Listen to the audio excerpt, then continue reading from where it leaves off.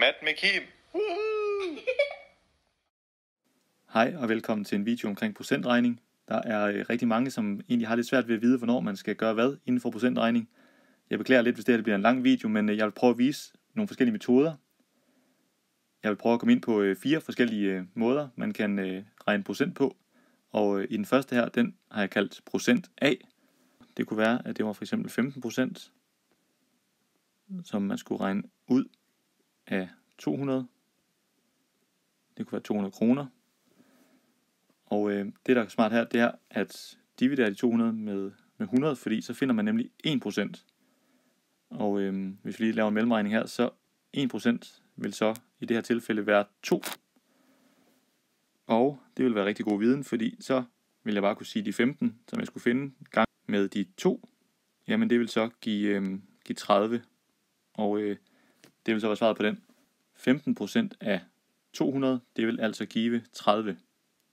Vi kigger lige på nogle eksempler mere, og jeg har lige skrevet 3 stykker op her, og det kunne være 20% af 300. Igen skal jeg dividere de 300 med 100, jamen det er det samme som at fjerne de 2 nuller. Og så står der 20 gange 3, det giver 60. I den næste, der vil jeg så skulle sige 400 divideret med 100, jamen det vil give 4. 4 gange 25, det giver 100. I den sidste kan jeg ikke fjerne 2 nuller, ligesom jeg gjorde de andre, så der vil jeg skulle sætte et komma her. Og så vil det så være 30 gange 2,5, og det vil give 75. Metoden er lidt lettere at forstå måske ved de øverste, hvor man bare fjerner 2 nuller, men kan man ikke det, jamen så sætter man et komma, når man rykker 2 pladser ind. Og så vil det i det her tilfælde for eksempel være 2,5 gange med 30. Nu vil vi i stedet for prøve at se på en metode, som jeg har kaldt find helheden. Og jeg bruger de samme tal som før, for lethedens skyld. Nu vil jeg prøve at finde ud af, hvad helheden er, hvis jeg ved, at 15% af et tal er 30. Og nu vil jeg altså gerne finde ud af, hvad er 100%. Så det er faktisk omvendt af, hvad jeg gerne ville før. I det her tilfælde her, der ved jeg jo, at 15% er 30. Jamen det kan jeg bruge til at igen finde ud af, hvad 1% er, ved at sige 30 divideret med 15. Og det giver 2. Og ligesom før vil jeg så få et gangestykke nu, hvor jeg vil kunne sige, at de her 2, det må jeg så skulle gange med 100 for at finde ud af, hvad er 100% af det her tal. Og det giver 200. Find helheden-metoden er altså faktisk lidt det modsatte af, hvad jeg gjorde i den første metode, som jeg kaldte procent A.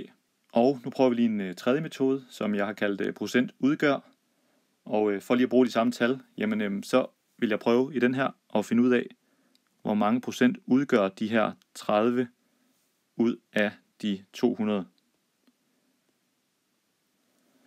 Og det vil jeg kunne sætte op som et divisionsstykke. Man kan også kalde det en bryg selvfølgelig.